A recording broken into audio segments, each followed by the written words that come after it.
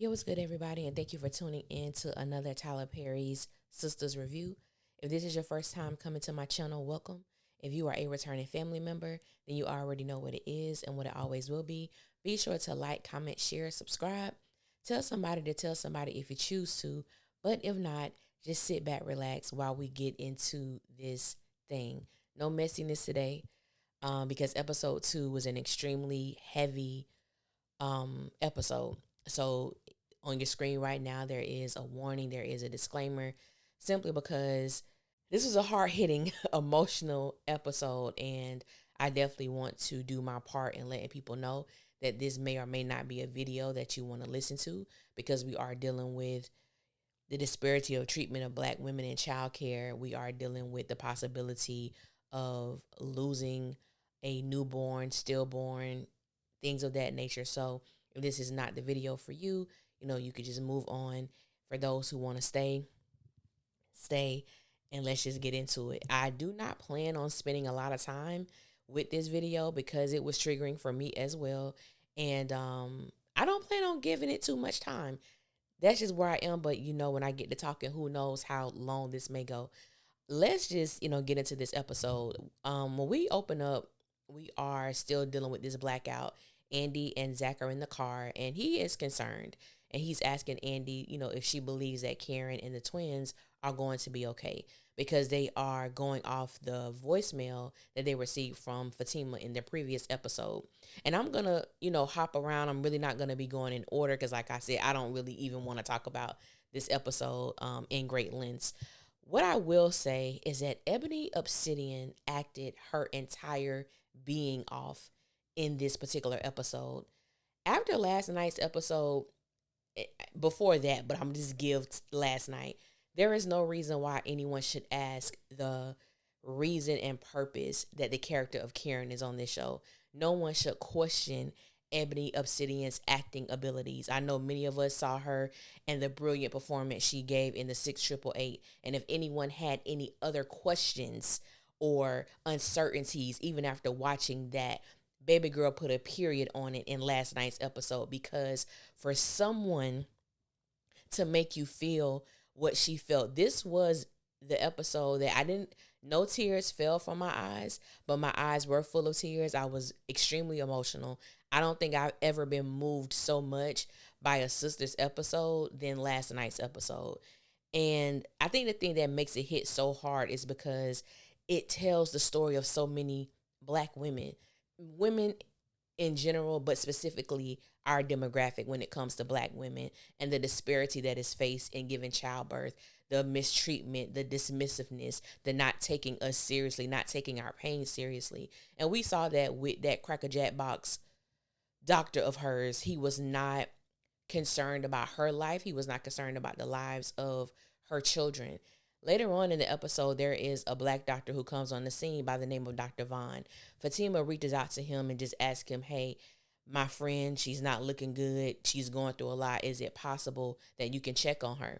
When he comes in, first of all, they have Karen in this room. She's vomiting, blood pressure high, blood pressure low, heart rate low. Baby girl is just going through it. We find out that even the machines they have in her room are malfunctioning. We don't know if it's because of the blackout and the power is going in and out, or is it because these are just faulty machines? Who knows? We don't know that, but we know that they are not working efficiently and properly. Dr. Vaughn, as he's, doing the ultrasound, he realizes that he can only hear the heartbeat of one child. He goes and talks to the Cracker Jack box doctor to let him know Sabrina overhears the conversation. I'm just letting you know, patient Karen Mott, I did an ultrasound. I could only hear the heartbeat of one child, meaning one of the babies are going to be stillborn. This doctor had no type of emotion attached to hearing that news. Nothing about Karen Mott's labor is abnormal. It's normal. She's my patient, which means she's my responsibility. You overstepped. As Dr. Vaughn is telling him the severity of Karen's condition, what's going on with her, what they need to do, this doctor, on the other hand, he was just, do you understand my position in this hospital? Do you know what I can do to your career? All of that, we ain't got time for that. What we're telling you is patient Karen Mott is going to possibly lose her life if you do not perform, or if a emergency C-section is not performed on her ASAP. So of course Sabrina is emotional. She goes back and she relays the information that she overheard. Fast forward, Karen has to acknowledge the fact that she wants to switch doctors. She's incredibly weak. She doesn't have it in her, but she does give the okay. She does give that authorization.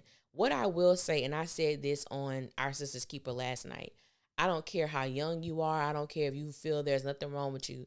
Get the proper paperwork in order. So if someone has to make a decision on your behalf, they know who that person is. We don't have to, play duck, duck, goose. Okay, it's you. No, have yourself together. If anything, let this episode just alert you to get your business and your affairs in order. Also, I will say, the person who wrote this episode name is Courtney. I don't know if Courtney is a man or a woman. I don't know. I don't even care. I understand driving the point of racism, of mistreatment, misogyny, whatever else, wanted to be displayed with this storyline. The last scene is the scene that got me. We have Karen, we have Andy, and we have Sabrina in her hospital room. And she is telling them that if something push come to shove, save my babies. Save them. If there's any possible way that both of my babies can be born, save them, even if it means, my life doesn't continue. And of course that gets them emotional. No one wants to hear that, but it is a strong possibility. And then Karen flatlines. I said, okay, stop the damn pressing. I understand that we were going to go on this journey and the possibility of Karen losing a child, having a high risk pregnancy, a geriatric pregnancy. But to have the character flatline, that was team too much for me, because this story definitely could have been told without that happening. I get it. And that's one of the many issues I have with this show. I understand that a lot of people don't like the character of Karen. I get it. However, this character here, baby, leave her the hell alone. I don't know. Leave her alone. Nothing else needs to happen to this character. Let somebody else do it. You got Sabrina, you got Fatima, you got Andy, Danny, whatever. I just feel like the character of Karen, and I do understand that Ebony is a phenomenal actress, and I understand that she has the acting chops to carry such a heavy, heavy, heavy load. But does that mean that she needs to? To me, spread it around. There are too many other characters on this show who are just floating. Too many other characters on this show for seasons have not had an adequate storyline. Give them something to do. Let me see how great they are in their acting bag. That's all I'm saying. That's all I'm saying. What I do want to talk about, in addition to all of this, is that how Fatima was advocating for Karen. And I understand that, everyone have their feelings about it. I think Fatima did a great job in advocating for Karen and getting her the help that she so desperately needed. One of the things that got me about the episode, for me, is that not even one person got a little bit rah-rah. You know what I'm saying? Not even one person. And I talked about, just my experience where one of my friends, she went into labor prematurely. She was having twin boys, and one of her babies, his organs, when he was born, his organs were outside of his body. When me and my friends got to that hospital, it was no words. It was no words. 3 people came in this hospital, my homegirl leaving out with her life as well as her 2 sons. That's where we are. You know what I'm saying? And I believe they're turning 18 this year. And it was just, I understand everybody responds differently, and you may not respond how you think you're going to respond when you're placed in certain situations. But I needed somebody to get just a little rah-rah. I'm looking at my friend. She don't look good. She's getting worse. I understand we need something, but y'all, they weren't doing enough for me. That's just my personal opinion. I get it, but I needed at least one person to throw a clipboard, one person to jack up that nurse behind that nurse's station desk, one person to do something where it's like, I'm not playing with y'all. If my friend don't make it, baby, you not either. And you could put that on everything. You could put that on everything by Brandy. You could put that on everything. That's what's going to happen. But like I stated, this was just an emotional episode. DeVal did a phenomenal job as well when he found out about the possibility of one of the children being stillborn and the possibility that Karen could lose her life. He broke down. I felt it. Everybody did their just due. Everybody did their just due when it came to the performance. The one thing that shocked the hell out of me, and I don't know how I feel about it, was when Danny was the person that was like, no, I'm not going anywhere. When Karen asked, can my sister stay? And it was Danny. And I said, wait, not the heifer who act like she can't stand Karen. Not the heifer who act as if she wasn't excited nor needed to know that Karen was having twins when Karen was so excited and sharing her news. Not this heifer who requested for Zach or encouraged him to go get a DNA test as if it was needed in that moment. Not the chick who brung up Karen Hofax from college. Not this one. Not you want to be in the room. What happened? I am not saying that I don't believe that Danny cares for Karen. But for her to be that person, what was that? It was just a lot. It was just a lot going on. Some things didn't need to happen. The opening scene with Danny getting out the car, running up to Sabrina. I said, okay, we Sistas is sistering right now. Sistas is sistering right now. However, we're going into episode 3. I need this moment to be over. It is so heavy, and sometimes when you're watching such heavy content, you don't want to watch it because it's so difficult and it's so hard to watch. We going into the 3rd week. I need a shift to happen.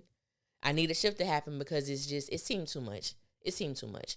And I want to thank every woman who has shared their story or a story of a family member or what have you. I appreciate it, to be vulnerable and share your experience. I thank you for that. And I think I'm done talking about this episode. Yeah, I think I'm done talking about it. That's all I got to say. Thank God for Dr. Vaughn. Even though he's a resident, you can tell he has a heart for helping his patients, and he has a heart for what he does, and that's what we need. We need more Black men and Black women in the medical field who actually have a heart for the community and a heart for what they do, and he definitely represents that. All I'm going to say is keep him away from Danny. I don't need him to be Danny's love interest. I know that he is on the scene to be somebody's love interest, but I'm not sure who. That's how he was introduced when they was talking about these new characters. Stay far away from Danny, Dr. Vaughn, baby. You don't want that. You don't want that in your life, baby. Stay clear. You don't want that right there. You don't want that right there. But I want to thank everybody for listening. Until next time. If it's something I missed, which I'm sure it was, you guys can put it in the comments. We can continue the conversation there. I want to thank you guys for listening. Until next time, I will holler at y'all later, and y'all be safe out there. Bye.